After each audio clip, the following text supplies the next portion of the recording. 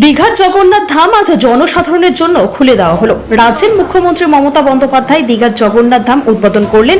উপস্থিত ছিলেন বহু গণ্যমান্য ব্যক্তিরা এবং মন্ত্রীরা।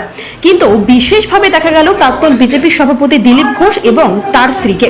মুখ্যমন্ত্রী তাদেরকে আমন্ত্রণ জানিয়েছেন এবং আলাপচারিতা করলেন।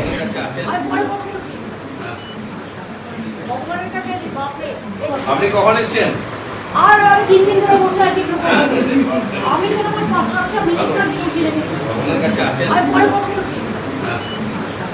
ভগবানের কাছে আছি। বাপরে এই ঝামেলা আপনি কার্পেট পুরো পরিষ্কার। মেঝেটা এত ভালো, মানে একদম পুরো অরিজিনাল কালার। মন্দিরের কাঠমন্দিরের কালার। সেই জন্য খুব বড় পরিসর হচ্ছে। আগে 50-100 বছর 200 বছর লোক বাড়বে। অনেকবার আজকে দেখুন এদের এখন অ্যানাউন্স করলাম যে কোনো আমাদের দেশের সব মন্দিরগুলো এত ছোট হয়ে গেছে, ঢোকা যায় না।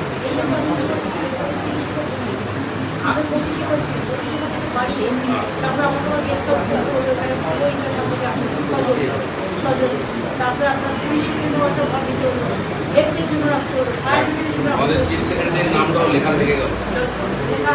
এই যে বড় কাজটা আমার হাত দিয়ে হলো কিনা, উনি আমাদের নেমন্তন্ন করেছেন ভগবানের কাছে। হ্যাঁ, নমস্কার। ওনাদের তো সবচেয়ে বেশি পূর্ণ কামালেন। আপনি তো পরিশ্রম করলেন খালি, পূর্ণ তো ওনাদের নাম তো ওনাদের আছে।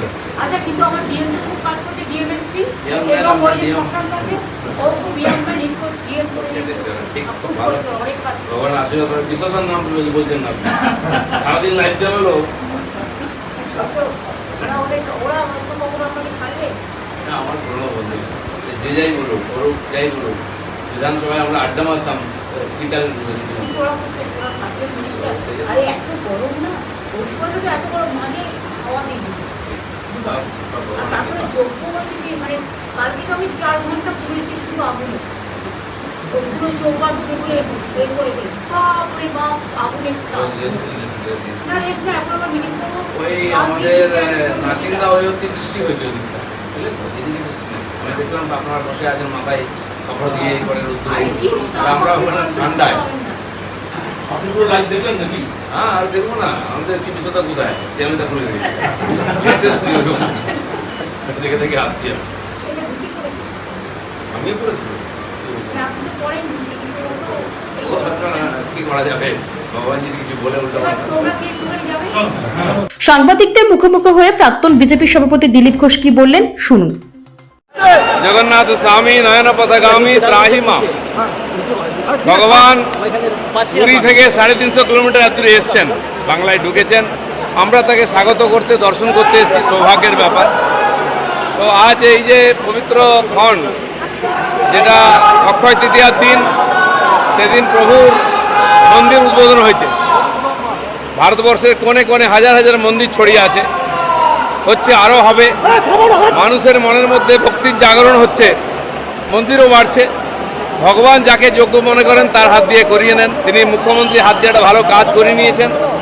আমরা ভগবানকে দর্শন করার সুযোগ পেয়েছি, আমি সেই সুযোগটা ছাড়িয়ে নিয়ে এসেছি।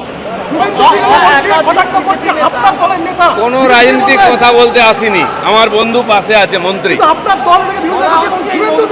ভগবানের বিরোধিতা কেউ করতে পারে না। কেউ কেউ রামচন্দ্রের বিরোধিতা করেছিল, যে যার ভক্তি অনুযায়ী করবে। ভগবানের সঙ্গে ঝগড়াও নেই, বিরোধিতাও নেই। সরকারের তরফ থেকে এই অনুষ্ঠান হয়েছে। মাননীয় চিফ সেক্রেটারি এবং হেডকোর ভাইস প্রেসিডেন্ট আমাকে আমন্ত্রণ করেছেন কার্ড দিয়ে। সরকারের প্রতিনিধি হিসেবে অরূপদা আছে, সে আমাকে স্বাগত করেছে। আমার পুরনো বন্ধু, বাইরে করে নেবো তার সঙ্গে। দেখা করবেন মুখ্যমন্ত্রী এসেছেন, কিছুক্ষণ আগে ফিরে এসেছেন, দেখা করবেন মুখ্যমন্ত্রীর সঙ্গে। উনি যদি ডাকেন যাবো, উনি আমাদের মুখিয়া, ওনার হাত দিয়ে মন্দির প্রতিষ্ঠা হয়েছে। আচ্ছা দিলীপ দা, এই যে আপনি এলেন, এই স্বাগত, এরপর পার্টি যদি আপনাকে ফোকাস করে বা সাইড করে, কি করবেন, কি বলবেন? এখানে আমি পার্টি করতে আসিনি, আমি ভগবানের কাছে এসেছি। এখানে পার্টি নাই। যারা বুঝতে পারবে না, ভগবান তাকে সুবুদ্ধি দিক। হিন্দু মুসলিম নিয়ে যা চলছে, এই মন্দির কি বিশেষ বার্তা? চটি চাটা চাকর বাকর ভাতাজীবীদের নিয়ে ফুর্তি মারাচ্ছেন দীঘাতে।